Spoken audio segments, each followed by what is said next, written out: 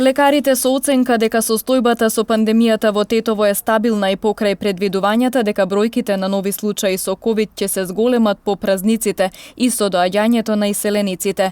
Меѓутоа, сепак оваа недела е регистрирано мало зголемување на бројот на лица кои имаат потреба од хоспитализација и амбулантски преглед. Во ковид центарот моментално има 20 пациенти, од кои двајца се со потешка клиничка слика, информира доктор Гзим Нуредини.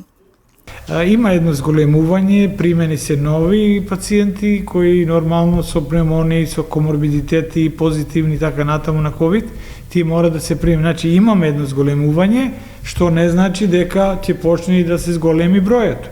Имаме 20 хоспитализирани пациенти, голем број од нив се во добра здравствена состојба, двајца се во потешка ситуација, имаат и други коморбидитети. Што се однесува до амбулантските прегледи, сега во моментот малку имаме покачен број на пациенти, околу 30, над 30, имавме и под 20, сега е над 30, нормално дека сите не се таму позитивни, доаѓаат и пациенти кои имаат некои симптоми со температура.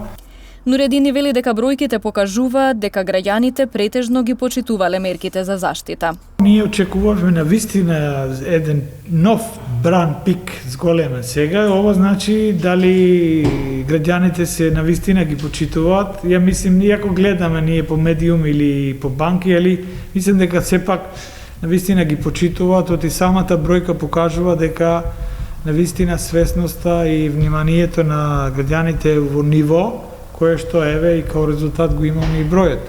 Не значи дека ние сме втори у Македонија после Скопје, али како и да е, очекувавме на вистина голем број. Но за среќа еве имаме тоа што го имаме и ова не е малку, али како и да е, граѓаните на вистина покажа дека ги почитуваат, иако многу не веруваат дека има, нема и така натаму, али ги почитуваат мерките што треба уште така да продолжи во иднина.